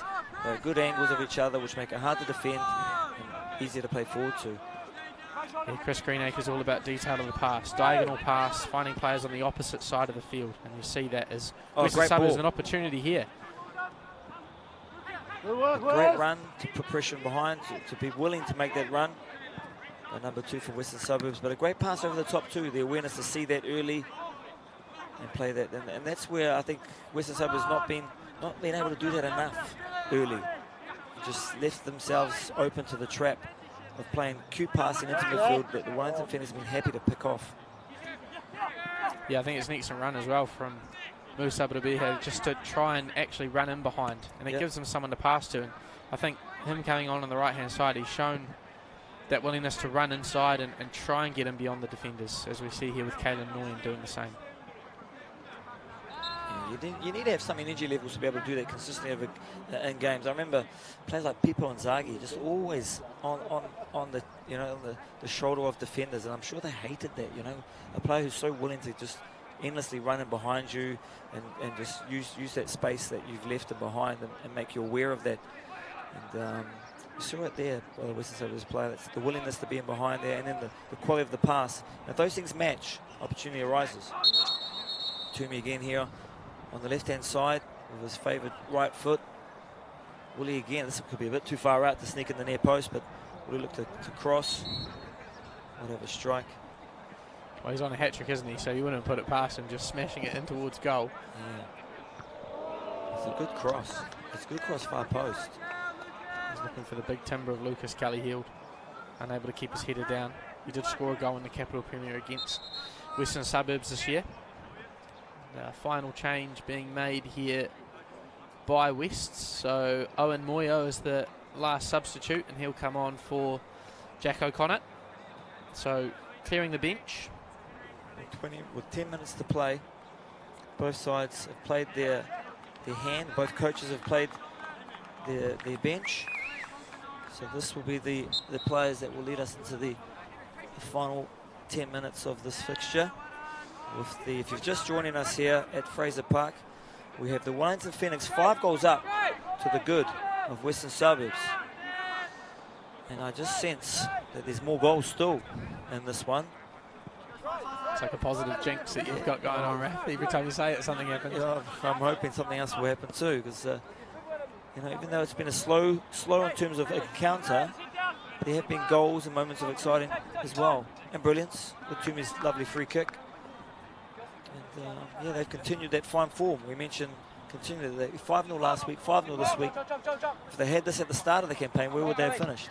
Well, exactly. And I think the Phoenix, the toughest games were at the beginning as well. And they lost those by the odd goal. Tight game against Olympic, tight game against Miramar, and a tight game against Kashmir Technical. So they've progressed throughout the season, and hard to judge, I guess, with the Western Suburbs team based on the amount of changes today. But they've been competitive with the exception of today throughout the season as well. Took Olympic deep into the game last week, played well against Miramar, scored a late goal against Kashmir. So I think both teams will be really happy with even though it was a short season, with the output that they've had, and disappointed not to be in the final, but I suppose one guarantee is that the players they've put out there have all got better, and that's probably the most important thing for these two teams. I think it's about finding a balance for these teams. They obviously the product's important in terms of getting points on the board, but development is a big and crucial part of both these academies, and it's a really important aspect that these young players obviously given an opportunity to develop, and they're taking it. Yeah, again, I think credit to New Zealand football for implementing this under-20 rule this year, which has meant that everyone's been forced to play some young players, but these two teams probably more than most embracing that week in, week out, with not just one or two under-20s, but 16, 17, 18-year-olds getting consistent minutes at what is a good level against good teams. So I think on the whole, when we reflect on the National League and the National Leagues over Christmas, that'll be one thing comes out is there's been some really good young players getting good minutes that perhaps wouldn't have happened. Here's one, I'll throw one out there. Like, obviously, I'm an older guy. I'm not playing so much nowadays, Jesse. But like these two young sides here, I think they benefit from having someone a bit more senior in the mix. Not in terms of what they're going to do on the ball, but how they manage a game, learning how to manage football games. Today, you see this Western Suburbs side, young side, 5-0 down. Maybe you don't lose 5-0 with someone who manages the game, but maybe you lose 2 or 3-0. And that still gives you an opportunity to get back in it. But at 5, it's very difficult. So you mentioned youth so important. I think it is so important that we give young players, they put in their hand up the opportunity to play at these levels. It's also important that they also play with players that have been playing the game, that learn to manage a game, and the emotions as well as just the outcome of games. I learned a lot playing with the likes of Jake Lovells, the John Murphys, the Neil Caves, Malcolm Dunfords. These are players that for me were good players, strong players, but also showed me how to manage football games. You know, like you'd be 2-0 up and you'd want to keep going at it. But they said, look, take it easy for 10 minutes. They're going to come back at us, and then we go back at them, we get the third there. And they're moments that you learn, you know. And, I think it's important to have a balance of youth and experience as well. And if you get both of them together, amazing. Yeah, and I think it's as the ball's played by Wallace to Kayla Nguyen with an opportunity. Defending there by Robbie Sabo. Good pressure from Wallace. As the Phoenix look to keep the pressure on, there's centre-back Lucas Kelly-Hill giving away the foul. Yeah, and I think it works both ways, Raf, in terms of, you know, those experienced senior teams now have a responsibility to bring in young players, and it also keeps those senior players, you know, fresh and on their toes, right? And I'm sure they won't mind me using them as an example, but a team like Kashmir Technical has been the same bunch of players for a very long period of time. They've been almost a machine, just winning and winning and winning. Yeah. And their best young players, you know, coming out of the academy have had to go elsewhere and play for the likes of Selwyn or Ferrymead Bays down in Christchurch. Yeah. But now they're getting an opportunity to play for Kashmir Technical, which is fantastic. And I think, you know, that for an older player, a senior player in the team, you can see something a little bit more than just the result of the weekend in terms of giving these guys an opportunity, helping them learn the game. Rubbing shoulders with them, just life experience too. It's so much about the change room that helps you develop, not just the stuff that happens on the park. And I think it's good, like you said, and it's a great opportunity. And you feel like you're breaking up some sort of template that Kashmir Tech may have, but you also they're going to prevail long term, because these young players will be the next crop. And instead of that big delay, and there being another group of great players that stay at the club for 5-6 years, you're going to have a continued supply of good players that hopefully will stay at the club because of the atmosphere, the culture that you try and build. Yeah, 100%. And I think the culture of the club's a massive thing as well.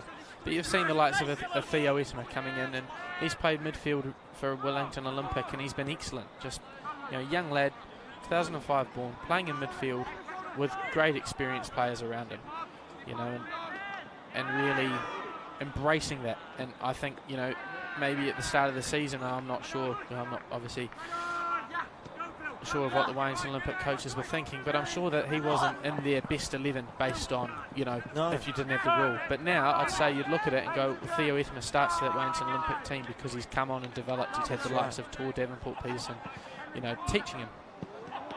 Oh, a good strike there from Toomey first time on the cross.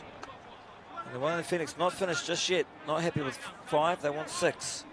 But a perfect example is even Wayne Getkak. You know, he joins the Wellington National League side, the team Wellington build up in the squad. Obviously not as a player, obviously looking to be in the first 11, but, you know, and works his way into that and has qualities beyond, you know, his stature when he walks through into the group. You know, people don't recognise his qualities until you see them playing at that level.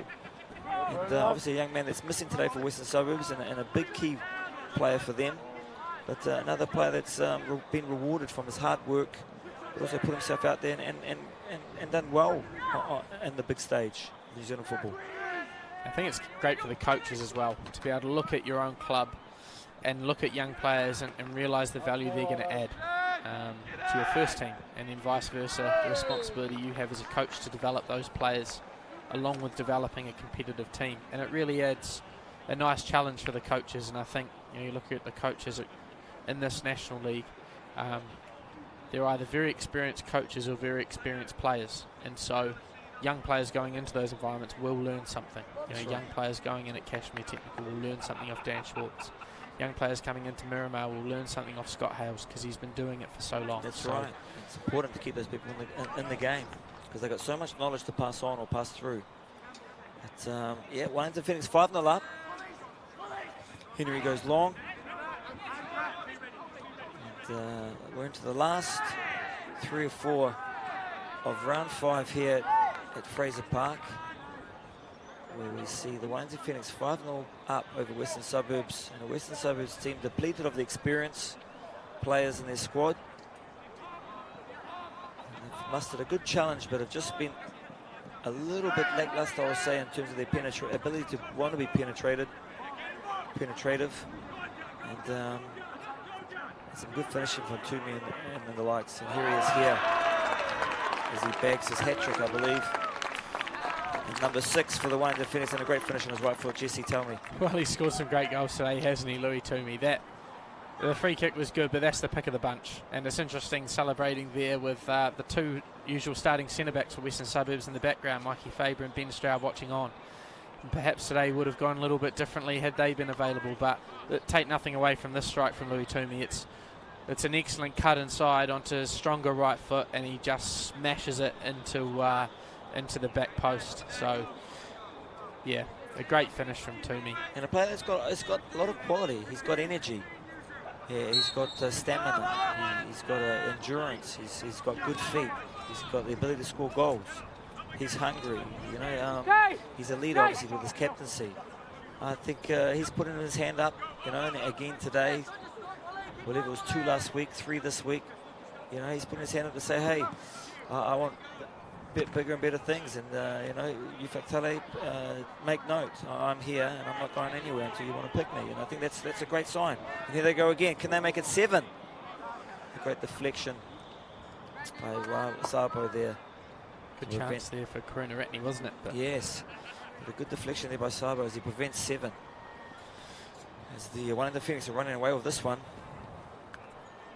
Yeah, the 2 coaching staff there, Tyler Logan and Ben Sippler, with a little bit to think about going into the Christmas break, that's for sure. Yeah, the Christmas break, you mentioned that a break, but obviously there's going to be a big pause now between playing time for these young players. I believe it could be over a month before they see another game. I think that's probably too long for me. I think the young players like this, they want to be playing week in, week out. Here we go, good delivery, great delivery again by Toomey. He's got great delivery and set pieces. We saw him score one in the first half. He's delivered good crosses there again. With a minute or so to play, don't know how much extra time the referee will play. 2 minutes, I believe. Indicated there, Jesse, thank you. But it's Wellington Phoenix 6 now, Western Suburbs 0. Ben Sippler can't be a happy camper. He's had a good campaign, but just fallen over at the end of it, really, with the 6-0 drumming. It's not probably a good comparison in terms of his entire campaign in the series, but today this Wellington Phoenix side have been the better. Yeah, and you know, the names we've listed off in the last 10 minutes that aren't available for Western Suburbs today, you know, that's probably come to the fore a little bit. Hamilton able to play the ball wide again to Toomey, just a little bit over hit. Yeah, a number of those players unavailable. At a wedding last night they were. Ollie Van Rysel, midfielder for Western Suburbs. You have to congratulate him. Yeah, congratulations to him on his marriage last night. But so he's unavailable today as well, along with a number of players. Ben Sippler told me he went home at 11, and he assumed that the lads were all at home at a good time as well. He hopes. Opportunity here for Lockie inside to Marlo Jones. Lovely little interplay. Here's the first real chance for Western Suburbs. Marlo Jones had 2 opportunities to pull the trigger. He played his teammate in, number 8 there, and got it back and had a second shot, but didn't get hold of the strike. Just coming over the ball rather than hitting through it, but probably the first real save made by Henry there and goal for the Knicks. Yeah, for sure, and I think a lovely little piece of interplay there with Owen Moyo. So, you know, 2 substitutes coming on, and yeah, it's taken them a while to get into the game, but they've created a chance and they'll be happy with that. And again, these guys have never played at this level, let alone Central League as well. So create a wee chance there, unlucky not to finish it, but some good signs from Moyo and Marlo Jones. Since the referee will be looking at his watch now as the one's played forward, and here he is, he's called it. Here we're finished in round 5 of the National League, with the Phoenix winning 6-0. I've sat here and watched it with Jesse Rawlings here, academy coach of the Wellington Phoenix. Jesse, what have you made of this game? Well, a comfortable win in the end for the Phoenix reserves, wasn't it? But the Western Suburbs, so many young players who haven't had an opportunity this year. You know, they've gone out there and you can see some of them feeling it a little bit physically. You know, but this is an experience for them, and leading into next year, build up to the Central League. And the best thing about this National League, I think, is you've got to qualify again. So it puts emphasis on these young guys that, you know, you've played at this level, now can we get back there year on year? Yeah, you know, these guys will take the learnings. I hope it's given them the carrot to say, look, we've got to make sure we're there every year. This will be an enjoyable series. Hopefully next year we might have be able to include the North Island and make it a real National League. They're not saying this is not one, but today the Wellington Phoenix prevail 6 goals to 0 at Fraser Park here in Wellington, Lower Hutt over Western Suburbs. And that means they finish, I believe, depending on the Kashmir Tech result tomorrow, they could be finishing third in the league, just behind the league leaders, Wellington Olympic and Roma Rangers. And just a quick note, next week is the grand final between those two teams at Jerry Collins Stadium in Pororua on the 12th. Make sure you get along to watch that, to view that live if you can. Otherwise, watch it on telly. One of us will talk you through it. But again here, full time here, the Wellington Phoenix, 6 goals to the good of Western Suburbs.